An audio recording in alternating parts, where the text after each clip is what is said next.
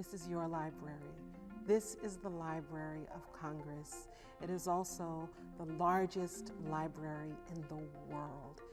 I would like for people that visit the African and Middle Eastern Division of the Library of Congress to walk away first with an incredible sense of pride, a sense of ownership, and a sense of belonging.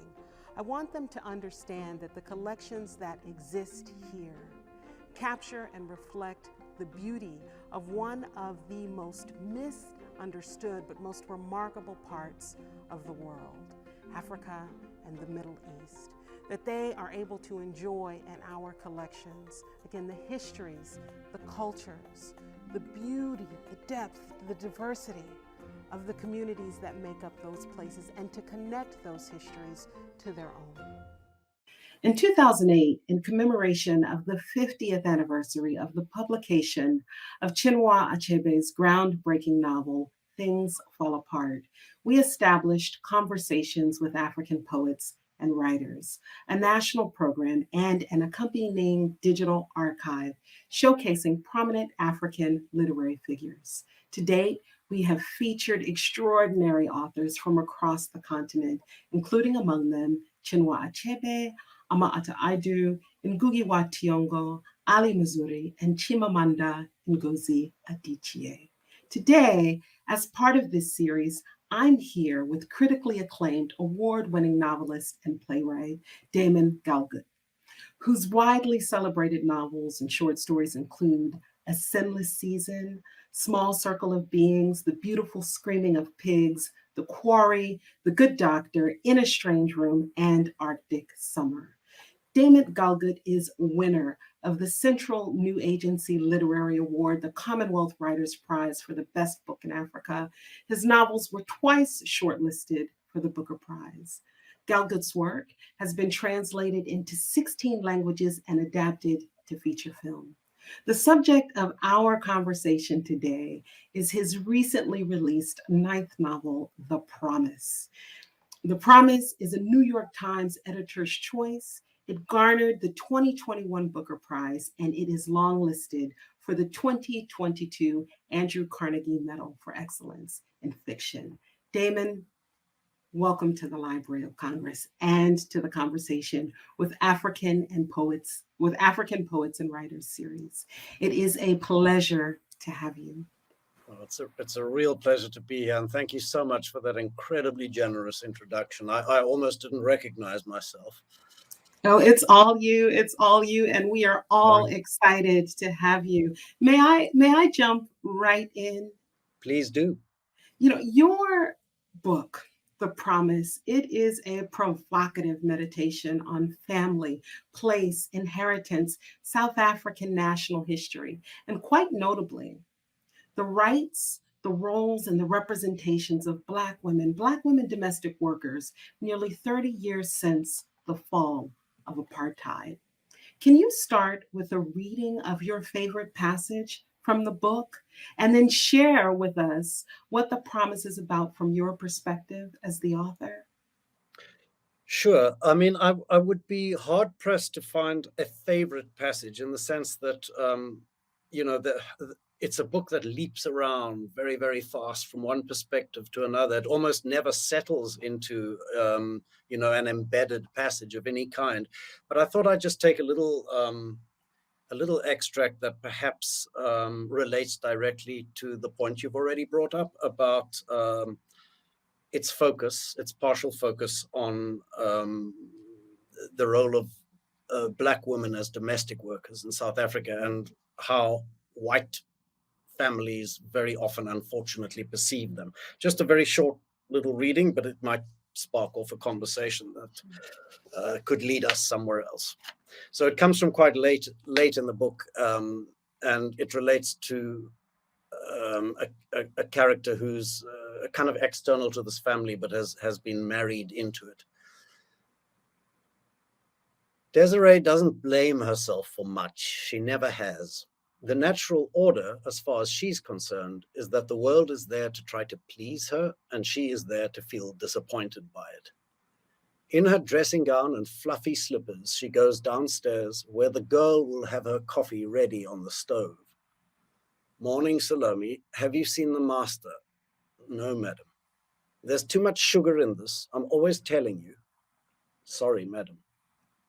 Don't make my bed yet, okay? I might lie down a bit more. I had a terrible night. Sorry, madam. This one has been working here forever, since Anton was born. The things she must have seen and heard. It's because they're always around, like ghosts. You almost don't notice them.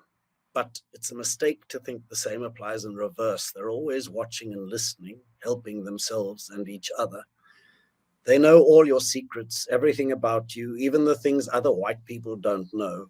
The stains in your underwear, the holes in your socks. You have to get rid of them before they start to scheme. Long past time to let this old one go. So I would stress again, that's not my favorite passage.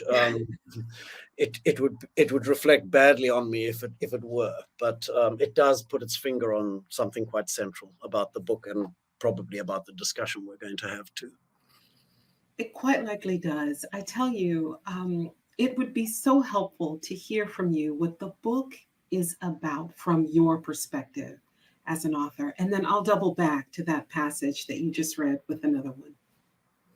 Well, I guess primarily the book is a kind of a family story. I wouldn't call it a saga because it's not signing up for the things that, sagas usually present. But it's about a white South African family. And it's about what happens to that family through the trajectory of history over the last 40 years of South Africa, which also happened to be the adult years of my life and my consciousness. So they're years I know very, very well from the inside. But it's looking at changes in the family, but it's also in the background with a slightly wider window frame, looking at what happens in the life of South Africa, because obviously we've been through some very, very dramatic changes since the early 90s in my country. I am challenged to think now about the way you have discussed this book in different interviews and meetings that you've had with people. And that is, that the structure is informed by a conversation that you had with a family friend, and that it's really structured in, 4 parts, 4 funerals that frame, the sort of thrust of the story. And you've just shared also that it really is capturing not just familial history, but national history. And it strikes me as quite interesting that these histories, in many ways, rest on the back of the visible and invisible domestic worker. There's a particular passage in the opening chapter that stands out for me in connection with the depiction of Salome. It begins on the bottom of page 30. And I'd like to ask if you could read that section for us. She can see somebody moving around in there, a female figure bustling about. If she half closes her eyes, Amor can imagine that it really is her mother, her body strong and healthy again, cleaning up the medicine from next to her bed. Not needed anymore. Ma is better again. Time has been turned back. The world is restored. Easy as that. But she knows she's just pretending, and the person in the room isn't Ma. It's Salome, of course, who has been here on the farm forever, or that's how it feels. My grandfather always talked about her like that. Oh, Salome, I got her along with the land. Pause a moment to observe as she takes the sheets off the bed.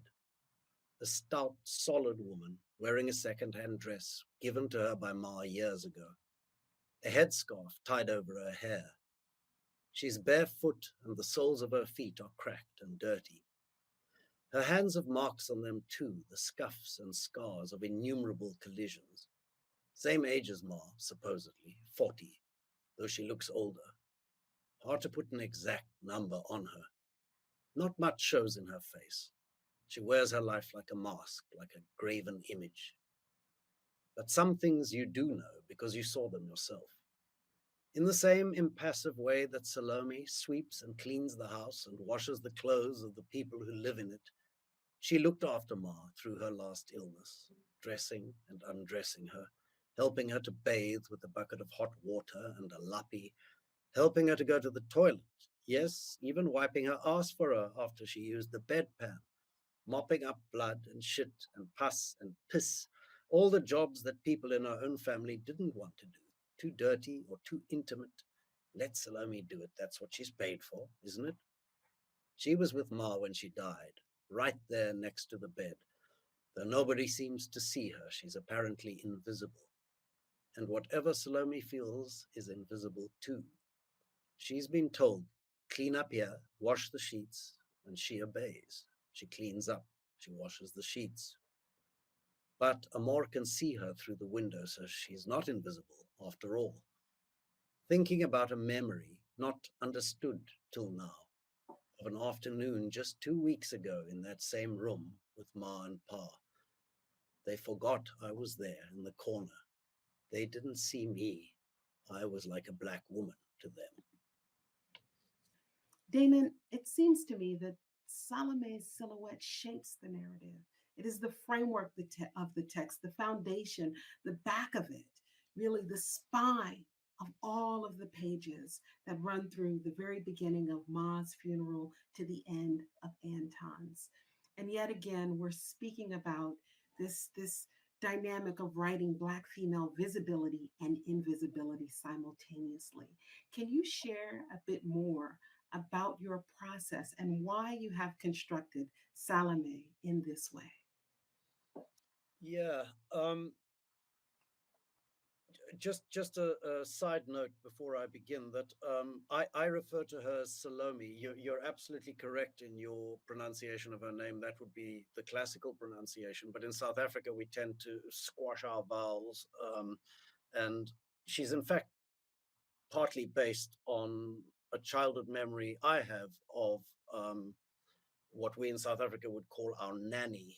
In other words, the black lady whose name was Salome, who looked after me when I was 2, 3, 4 years old, and whom I regarded as a second mother, or in some instances, maybe even as a first.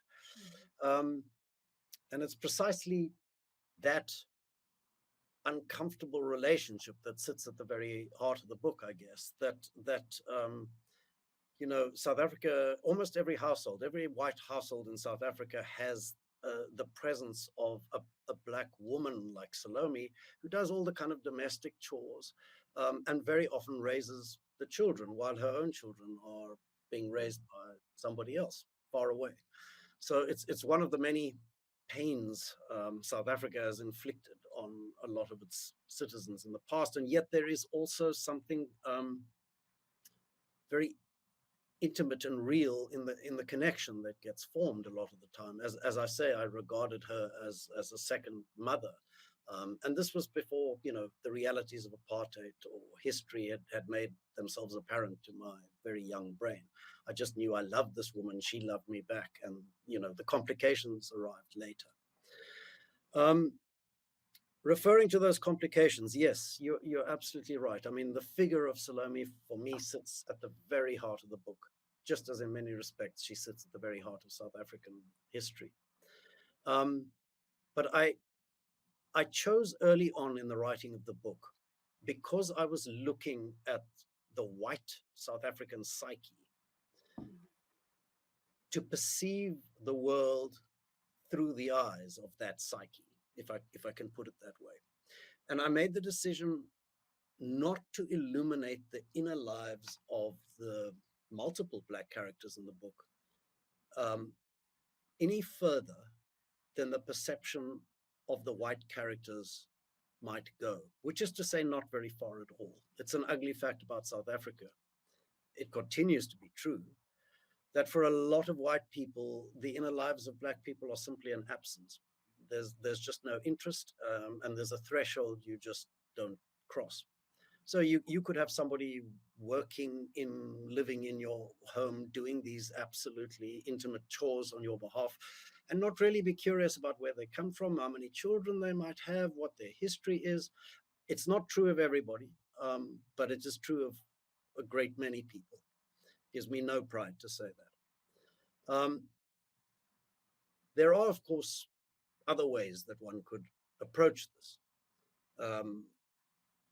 Many writers like Nadine Gordimer from South Africa have made a kind of literary compensation for this absence by throwing even more of a spotlight onto the inner lives of Black characters, bringing them to full and vivid life. I chose not to do that because I wanted Salome's silence and her lack of voice and agency in modern South Africa. Let me just add, almost 30 years into democracy, I wanted that silence and that absence to be an uncomfortable presence for the reader. And if people are bothered by the fact that we see her, we feel her presence, and yet we never really travel very far into her interior world, so much the better. They should be bothered by it. I guess to put it simply, I wanted her silence to be eloquent. And I didn't want to solve the problem of her lack of power in a literary sense, which would allow people to close the book and close the problem. I would much rather people felt at the end of the book that there is a real world issue, a knot that needs to be unpicked, a question that needs to be answered. There's some hope that if people are carrying that around as a problem in their own minds, that they may be looking for a solution themselves. Whereas, if you comfortably put the book away, your quest for a solution is being put away as well. I see. I am wondering, there's so much about the promise that is so remarkably innovative. I'm thinking particularly now about the narrative style and how, as I understand it, you draw upon cinematography and your background as a playwright. But in this area of the depiction of Salome or Salome, I'm just wondering if you envision your approach as also innovative. And I'll share a bit more about what I'm thinking here. I'm thinking about the sort of long arc of South African writing. I'm going all the way back to Olive Schreiner's Story of an African Farm. I'm thinking of Elza Hubert's Papi Nongena, Andre Brink's Felida, Nadine Gordimer's July, J.M. Coetzee's Michael K., Mark Gevisser's Betty, Your Betty, in The Good Doctor. And then I'm also thinking more recently about the visual arts. There are artworks that date back to 1873. I'm thinking now about Thomas Baines's Craddock Place, Port of Elizabeth, Dorothy Kay's 1956 Cookie, Annie Mavada, Keith Dietrich's Mamopeng, Mamamule, Matabeng, Irma Stern's Made in Uniform, and then more recently, since 1995, you've got Penny Siopis, Jane Alexander, Giselle Wolfsong, Beezy Bailey, Peter Weinberg, Rose Shakanovsky, Roger Palin, Stephen Cohen, Coral Spencer, Lenore Van Staden, Alice Mann, and Michael Brett Innes, and on and on and on. And there's this consistency, I think. It's sort of, in many ways, a genealogy in which white South African creatives, male and female, create Black female domestic worker images as proxies, capturing and projecting affirmations of privilege back onto the white self. And I wonder here again whether you envision your work, the promise in this case, as part of this genealogy or building upon and advancing it in innovative ways. Yeah, that's a very complex question. I guess my feelings, which are quite idiosyncratic. I'm not academically trained, and most of what I believe about writing and books comes from reading. So my theories tend to be, home brewed. But my sense of South African writing is that one cannot really talk about a continuous tradition in the way that you might where history has been more stable, really, for an extended period of time. So if I think back to the earliest book you mentioned there, Olive Schreiner's Story of an African Farm. The project, it seems to me, was quite different to the one that somebody like Nadine Gordimer or Andre Brink was trying to measure up to. So for me, during colonial times, the romanticization of the land and the depiction of its people was, no matter how much one might see Olive Schreiner as a dissenter, she was still in some way contributing, to the project of softening the imperial occupation, if you like, and romanticizing it, and romanticizing the land as basically an empty place that the colonial project was taming. Whereas by the time Gordimer was writing, we were deep into the struggle years in South Africa, and I guess it was Gordimer's literary project, as I mentioned earlier, to humanize in the fullest sense her Black characters, and she, I would imagine, was speaking largely to white readers in that instance, saying, "This is how it feels, to be a Black person in South Africa." And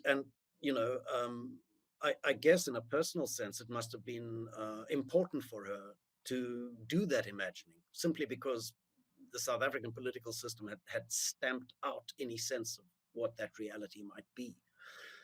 So sort of naming it, illuminating it, calling it forth was in a sense an act of compensation.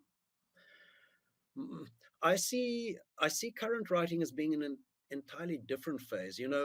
We're not in a period of resistance writing anymore. We're now post-apartheid, where the moral terrain has become far more ambiguous.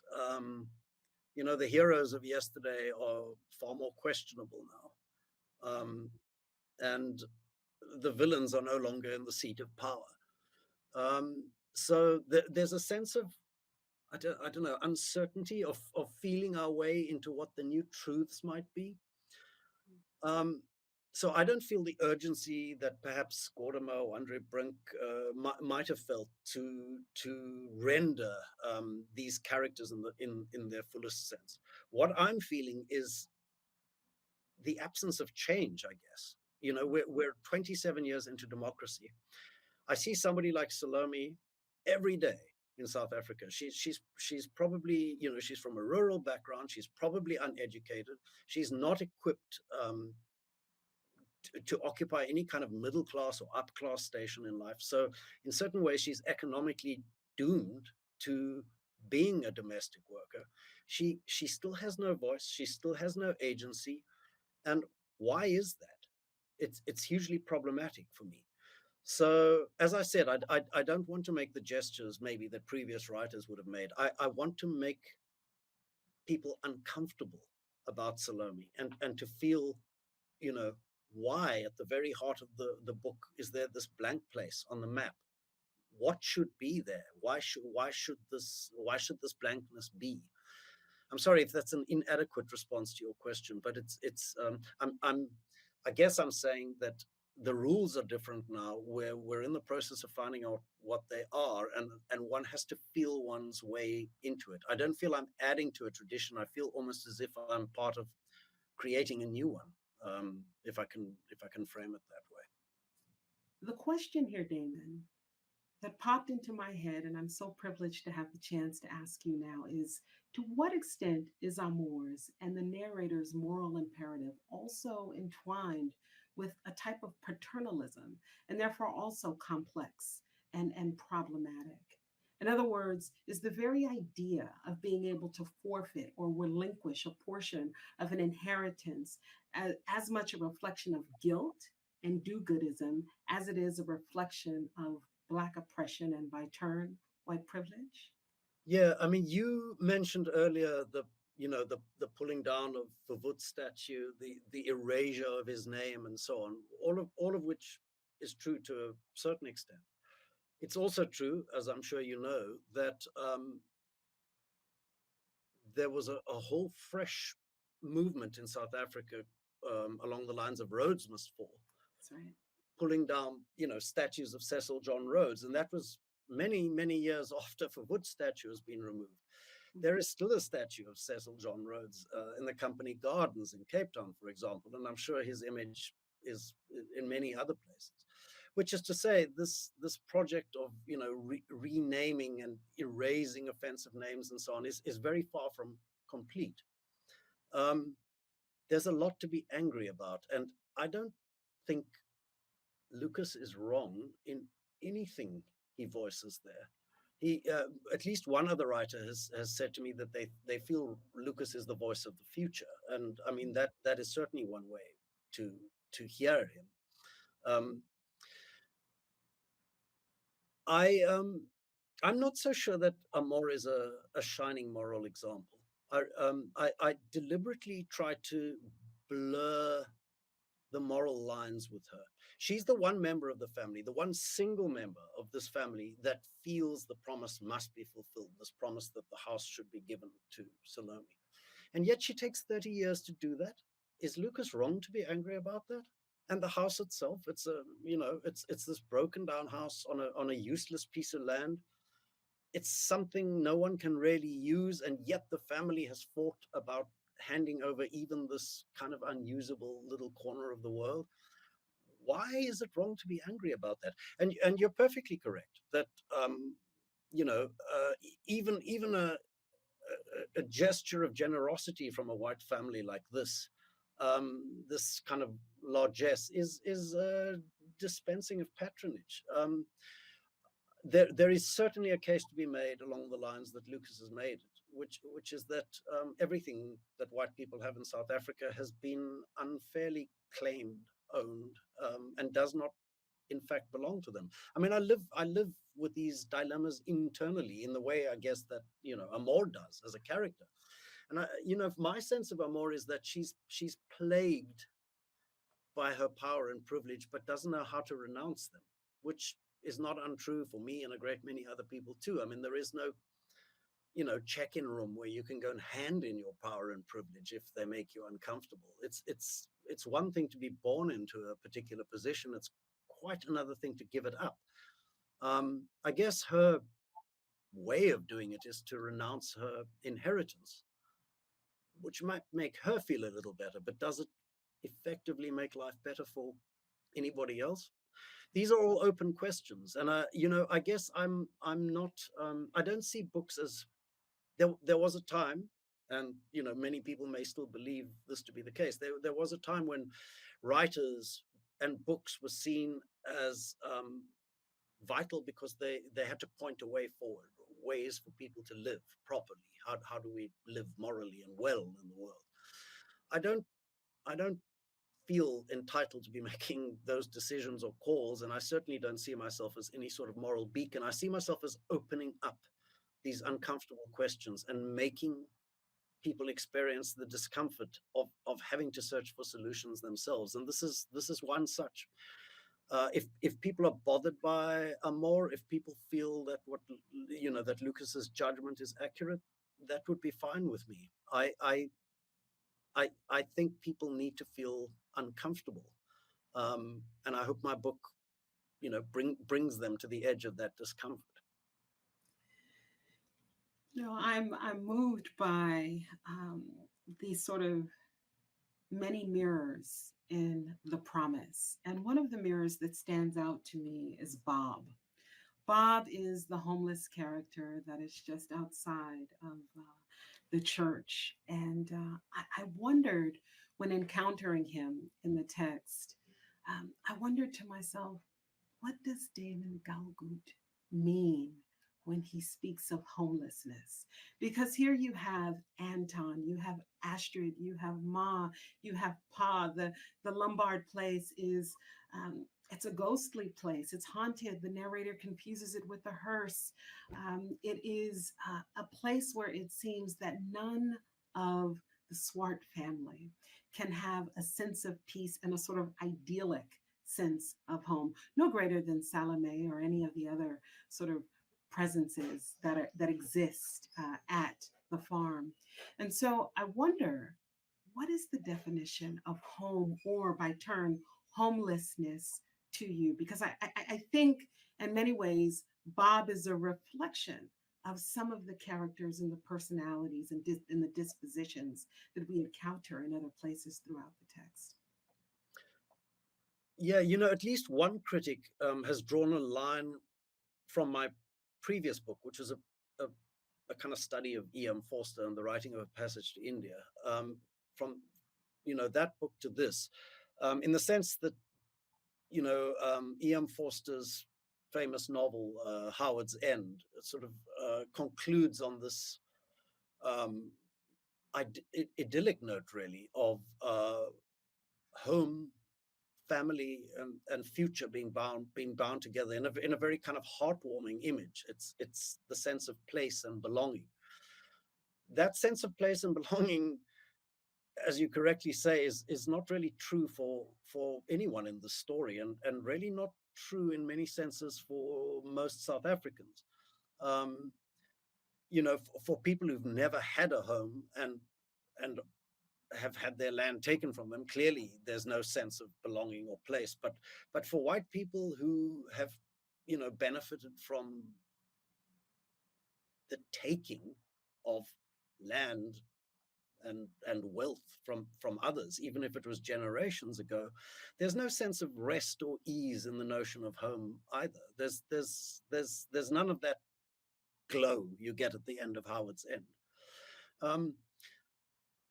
But it's also not true to say that, however at ease they may be, that these people are homeless. They do have a roof over their heads. And I guess that scene with Bob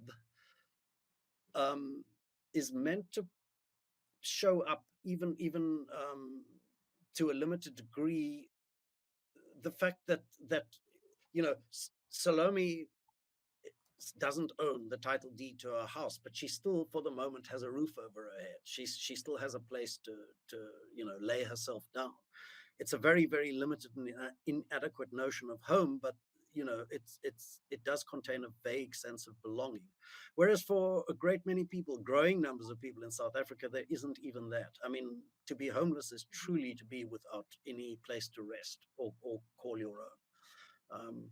And it's what we, ultimately fear, I guess, if any society, but South African society in particular, in my case, if that were to break down, that all of us would be rendered homeless, that there would be no roof for any of us. Is that an adequate answer to your question? It is. It's a wonderful answer, and it does make me think of the relationship between the sort of physical, local experience of home and the national experience of home as well. So you've challenged my thinking in that way. I happen to know from reading some of your other work that you were very intentional about naming your characters. And there is a moment in the text where you write that some names stick and some names don't. And then there's a scene in The Good Doctor, your 2003 work, where Dr. Frank Elhoff meets Maria, and he asks Maria her name, and he says, "Well, no, what's your real name? Your African name?" Because he just couldn't grasp that her name was Maria. And this led me to thinking about the naming of the characters in the text. Many of them are biblical names. Anton's name is at one point confused with Adam. At another point, it's Alan. There's this sort of mingling of names as it relates to Anton. But very curiously, the family name that you've chosen, Swart, the Swart family. Could you speak to the choosing of that name, which I believe in Afrikaans means Black? And we have talked about this sort of swapping of places and such. Could you speak to the intentionality of naming the characters and the Swart family in the wonderful way that you have? Yeah, I mean, I had a lot of fun with names in this book. I mean, some of the time it's just the kind of echoes that a name can evoke. So calling a Catholic minister Batty, it's a little jokey, I guess.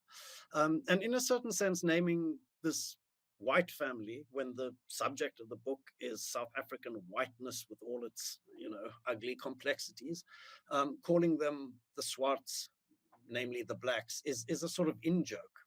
I didn't really think anybody outside of South Africa would pick it up, but I was wrong. I mean, a lot of people have. But really, it's one of multiple ironies, I guess, that I hope will cause people to reflect on what's in a name. Partly, though, you've talked about the renaming of streets and the renaming of towns and so on, which is a big project in South Africa for obvious reasons. It's a way of, I guess, reclaiming a whole other heritage and of erasing a distasteful one. But it does create a sense of the slippery sense that the world is not quite within your grasp.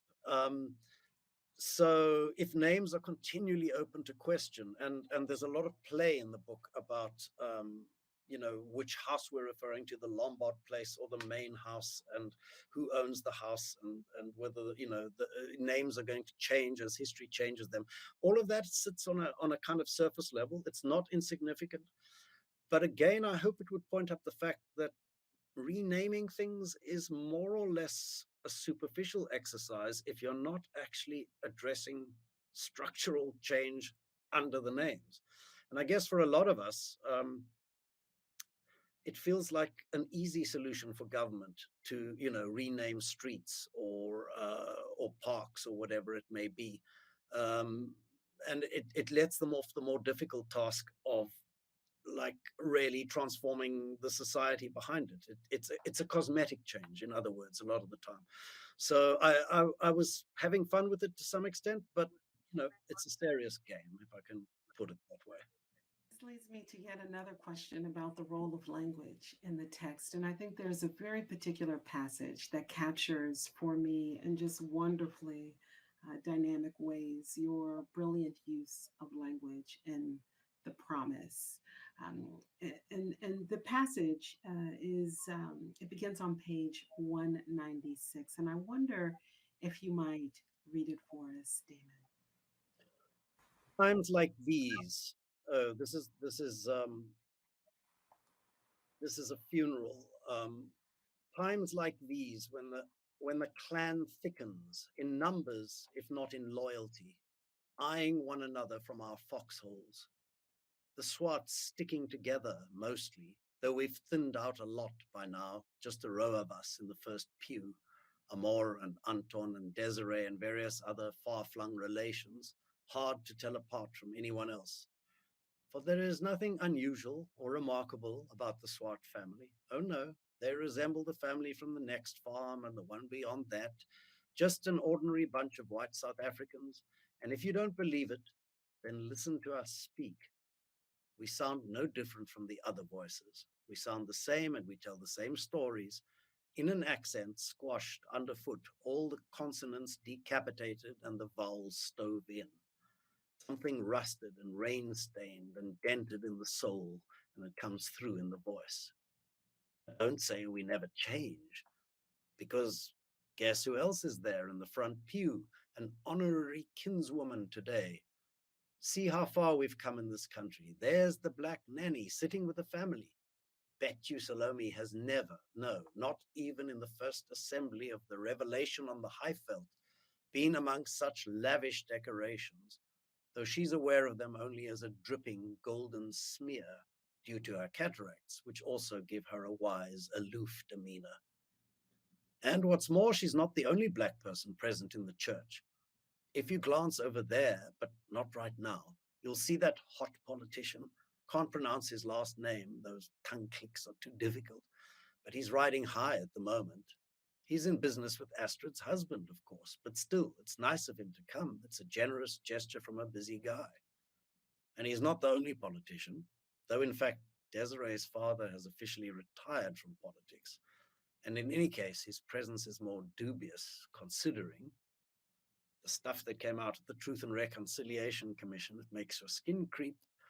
But in the end, even notoriety is a form of celebrity. And if you check him out, he's just an ordinary looking old uncle, seems harmless, could pass as a furniture salesman in a provincial town, probably here under duress, dragged along by his wife, the platinum ice lolly, 45 facelifts later, and those killer heels.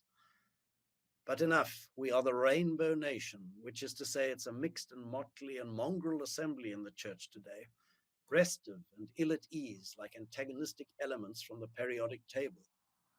But the priest addresses them all indiscriminately, raining Latin upon them without distinction. Requiem aeternam dona eis. Domine, the opacity of God unites them briefly before his clarities again divide. Oh, that passage just makes me smile so much. I just, it's one of the rare moments where, for me, I just sort of light up at the brilliance of the writer. You've captured some of the history and the challenge of language and identity in a very small space, in a succinct but sort of beautifully detailed way.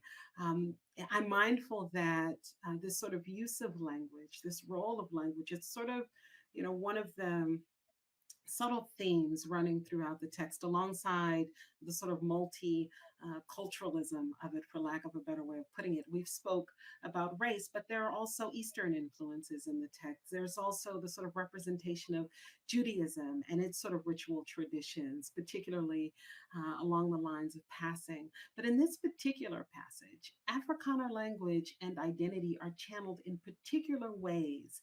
Could you please share with us the meaning, the role, the value of language as it is used, as you construct it and deploy it in the promise?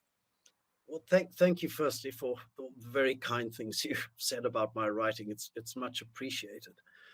I began this book in a quite conventional way, and then got offered the chance to write a couple of drafts of a film script, and I broke off to do that. And I came back to the book and suddenly saw that there was a different way to approach the narrative, a cinematic way, which is to say, it gave me the means to cut very, very fast from one consciousness to another, from one point of view to another, from one location to another, without following all the usual narrative devices about setting the scene and making sure the reader understands where we are. I kind of embraced the opposite, that readers might be a bit wrong-footed the whole way through and not quite know where they are, but I trusted them to catch up, and for the language itself to kind of pull them into place, as it were.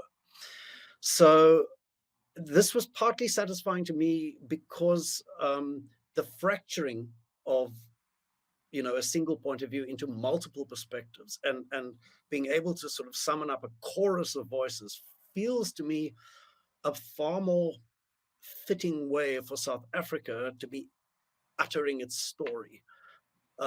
We are not a nation that speaks in one voice, not at all. And there's something artificial and almost unsatisfying about the notion of a fixed and stable narrator with the sense of authority. It's somehow far more appropriate for South Africa to be talking in multiple voices, like a chorus, a very discordant chorus, but a chorus nevertheless. There were other levels, of course.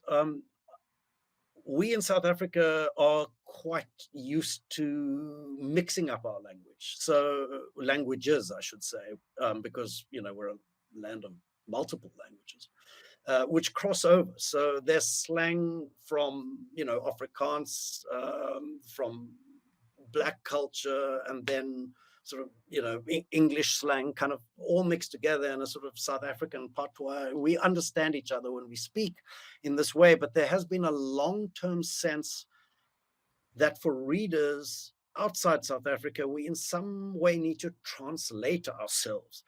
I remember growing up reading, all kinds of European novels in which it was just presumed that, you would understand various references. I remember novels that had, French terms or French passages in them. And the implicit understanding is that oh, well, most Europeans speak French, and the readers are going to understand this too. Of course, I didn't. But I reached a point now, and it's not age unrelated, I should say. I mean, I'm 58, nearly 60, and psychologically, I've just reached a point where I felt able, in a literary sense, just to embrace my South African identity and speak the way we speak. And I'm leaving it to readers elsewhere to understand from the context or from the way the language operates what it is we're referring to. And I thought, yeah, maybe a lot of readers are going to be confused, going to find some of the language opaque, but that kind of hasn't been the case. So in the same way that, I was being called on to understand all sorts of European references when I was a kid, I guess I'm asking readers to make an imaginative leap and try and understand where we're coming from. And most readers have. Language is, of course, part of how we see ourselves and think about ourselves. So the notion of translating ourselves so that other people can understand us, it's a little bit peculiar and a little bit distasteful. Anyway, I don't want to bang on about it, but that's a partial response, I think, to what you threw my way. It's a fantastic book. I am so grateful to you for writing it and for sharing with us today all that you have shared. Thank you so, so very much. I think it's appropriate for me to attempt to say Ngiyabonga. Yeah, that's in Zulu. That's not Afrikaans, but it's my way of saying thank you. Thank you so much. Recognizing the power and the strength of your work. It really is tremendous. It's been a pleasure to speak with you. I so appreciate that. And I so appreciate the tough and challenging questions you've thrown my way. Perhaps one of the most challenging interviews I've had, but really stimulating because of that. I'm very, very grateful to you. Thanks for your time and trouble. Thank you.